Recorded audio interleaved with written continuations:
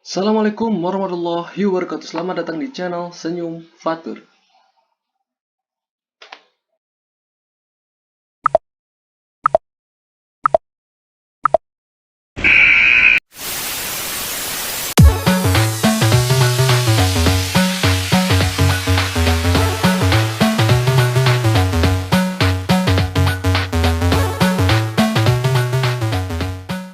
Bagaimana kabar anak-anak semua hari ini? Semoga anak-anak semua sehat selalu, tetap jaga kesehatan dan tetap jaga kebersihan ya. Dan di video pembelajaran kali ini, kembali lagi bersama Bapak yaitu Pak Fatur akan memberikan materi yang berharga dan berguna untuk anak-anak semua. Terutama pada hari ini, kita akan memberikan materi untuk kelas 4 di pembelajaran PJOK kali ini. Nah, untuk anak-anak semua, silakan disiapkan alat tulis dan buku tulisnya untuk mencatat apa yang akan Bapak berikan pada materi kali ini. Sebelum pembelajaran dimulai, seperti biasa, alangkah baiknya kita berdoa agar pembelajaran kali ini bermanfaat dan berguna untuk anak-anak semua. Berdoa menurut agama dan kepercayaan masing-masing. Berdoa, dipersilakan.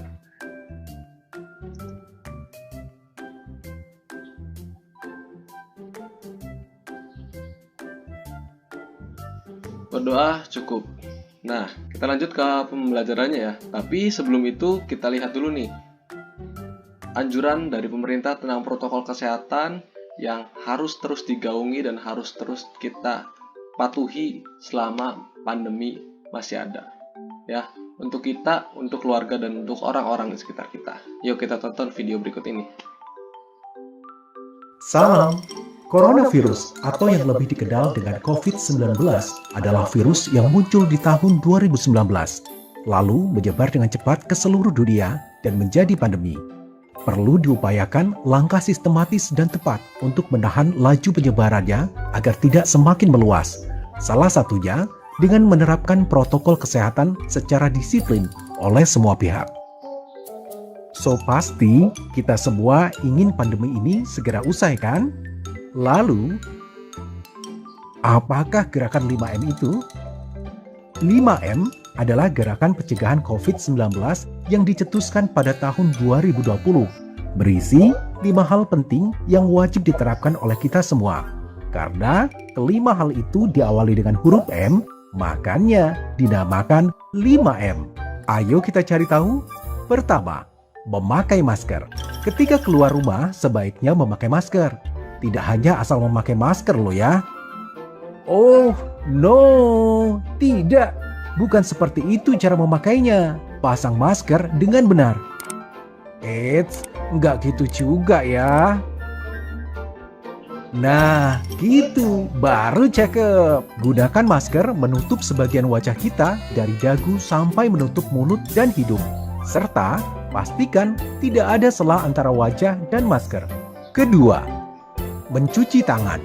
Sebelum memakai masker, sebaiknya terlebih dahulu mencuci tangan dengan bersih ya. Bukan mencuci tangan di ember cucian. Cucilah tangan secara merata di seluruh telapak tangan. Pakailah sabun dan cucilah tangan dengan air yang mengalir. Cucilah tangan sesering mungkin ketika hendak melakukan aktivitas apapun dan dimanapun. 3. Menjaga jarak. Karena suatu urusan yang penting, suatu saat kita terpaksa harus keluar rumah. Nah, yang harus diingat jika kita harus bertemu orang lain adalah tetap menjaga jarak minimal 1-2 meter ya. Tapi jangan terlalu jauh juga gitu kali ya.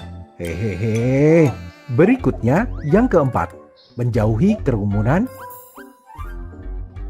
Contohnya, jika kita diajak emak-emak tetangga untuk bergosip, sebaiknya ditolak. Karena dikhawatirkan corona akan tersebar saat kita berkerumun. Kan gak asik kalau ngegosip tetangga, udah dosa, kena COVID lagi. Duh, astagfirullahaladzim, jangan deh. Dan yang kelima, mari kita membatasi mobilitas dan interaksi. Apabila tidak ada kegiatan penting di luar rumah, maka lebih baik di rumah saja. Atau jika memungkinkan, kegiatan dilakukan secara online untuk mengurangi interaksi dan mobilitas. Untuk itulah dicanangkan gerakan 5M sebagai salah satu upaya strategis untuk meminimalisir penyebaran COVID-19 di Indonesia. Nah, itu tadi video terkait dengan protokol kesehatan yang dianjurkan oleh pemerintah. Ada 5. Yang pertama, memakai masker. Yang kedua, menjaga jarak. Yang ketiga, mencuci tangan dengan air yang mengalir. Yang keempat, mengurangi mobilitas. Dan yang kelima, menjauhi kerumunan. Nah, untuk anak-anak semua, patuhi protokol kesehatan. Jangan sampai kita, keluarga, dan orang sekitar di rumah kita ataupun terdekat kita terpapar COVID. Jadi harus terus menjaga protokol kesehatan agar kita, keluarga, dan orang di sekitar kita terhindar dari COVID-19. Oke, kita balik lagi ke pembelajaran ya. Harus semangat hari ini dan jangan loyo karena kita harus terus belajar walaupun dari rumah ya. Kita lanjut ke materi. Materi kali ini kita akan belajar terkait dengan PJOK kelas 4 dengan materi permainan bola kecil. Nah, pertemuan sebelumnya kita membahas tentang permainan bola besar. Ada sepak bola, ada voli, dan ada basket. Nah, sekarang kita ke permainan bola kecil. Nah, permainan bola kecil ini akan kita bahas di pembelajaran kali ini.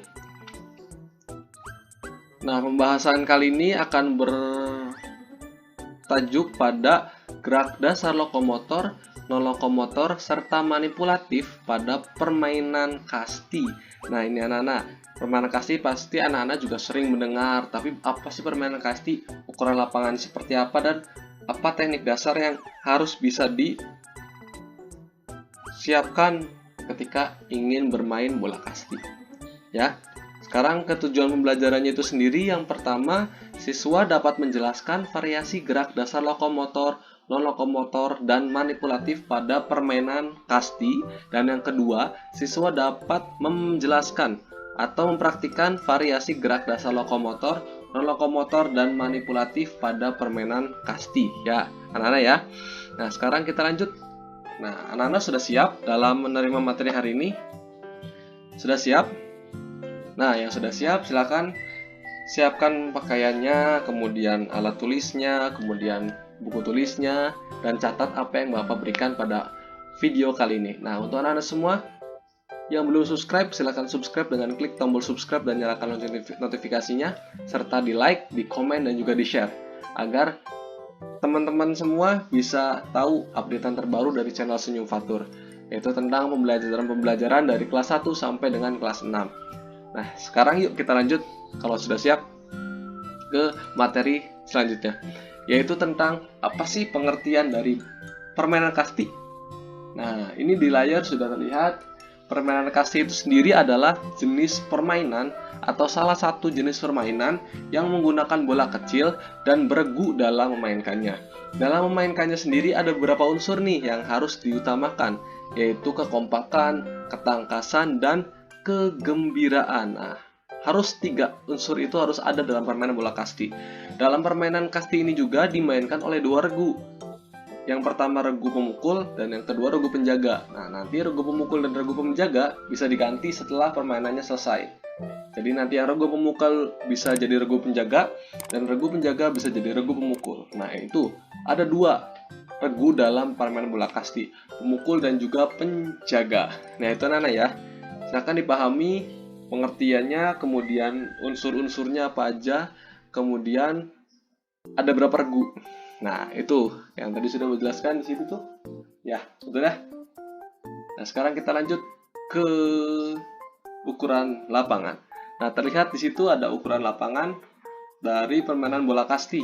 Ada 60 meter kali 30 meter dengan ada space 5 meter untuk ruang penjaga dan lain sebagainya. Di situ ada poin A, B, C, D, E, F1 dan F2. Keterangannya ada di sebelahnya nih. A itu adalah ruang penjaga, kemudian B itu ruang pemukul, C itu ruang pelambung, D itu ruang bebas, E itu tiang penolong, F1 itu tiang hinggap 1, dan F2 itu tiang hinggap 2. Nah, ini nih. Jadi ada ruang penjaga, itu yang menjaga bolanya agar tidak jauh gitu ya. Kemudian yang B itu ruang pemukul, yang C itu ruang pelambung yang melambungkannya dari lawan. Kemudian D itu ruang bebas. Jadi setelah dari sudah selesai mukul ke E dulu atau mau langsung ke F silahkan. Nah, nanti finishnya itu balik laginya ke ruang D atau ke ruang bebas. Nah, itu dari lapangan bola kasti sendiri. Kemudian kita next ke teknik dasar permainan bola kasti. Teknik dasar permainan bola kasti itu ada 3. Yang pertama itu memukul, yang kedua itu melempar, dan yang ketiga itu menangkap. Nah, ini teknik-teknik dasar yang harus dikuasai dalam permainan bola kasti, yaitu memukul, melempar, dan juga menangkap. Nah, teknik dasarnya tadi sudah disebutkan. Yang pertama ada melempar. Melempar ada 3 jenis juga. Ada yang tahu? Atau mau tahu? Mau tahu nggak nih? Ayo, mau tahu? Nah, yuk kita lanjut ya. Teknik dasar dalam melempar itu ada 3. Yang pertama itu bola melambung. Nah, bola melambung itu dengan cara lempar dari belakang kemudian ke depan dengan cara dilambungkan ke depan. Ya, seperti ini ya. Dengan bola kasti tentunya. Nanti mungkin setelah pematerian selanjutnya juga tentang rounders, kita akan praktikkan teknik dasar dalam permainan bola kasti ataupun bola rounders. Ya, nanti setelah 2 materi kita ada video praktik, nanti anak-anak bisa praktik dan bisa mempraktikkan juga gimana sih cara melempar, kemudian menangkap, dan juga nanti ada memukul. Sabar ya. Kita lihat di sini melambung. Itu melambungkan bolanya seperti itu. Kemudian yang kedua itu bola mendatar. Bola mendatar jadi lempar seperti ini ke depan, langsung ke depan. Bisa dari samping. Jadi datar bolanya, lurus, tidak melambung ke atas ataupun ke bawah. Jadi lurus ke depan. Nah, itu teknik yang kedua. Dan teknik yang ketiga itu bola bawah. Nah, lihat sini cara melempar juga berbeda. Kalau melambung dari atas seperti ini, datar itu agak ke bawah atau bisa dari samping, dan yang ketiga itu yang mendatar itu dari bawah. Jadi melempar dari bawah seperti itu. Ya. Nah, itu ada 3 teknik dalam melempar pada permainan kasti. Kemudian yang kedua tadi apa? Memukul. Nah, lihat, memukul itu ada poin-poin pentingnya, yaitu yang pertama timing. Timingnya. Kemudian fokus kepada bola, dan ketiga harus berani dalam mukul bolanya. Jadi yang pertama itu lihat dulu bola. Wah, timingnya segimana, mintanya segimana. Kemudian dilemparkanlah sama lawan dengan teknik-teknik yang berbeda-beda.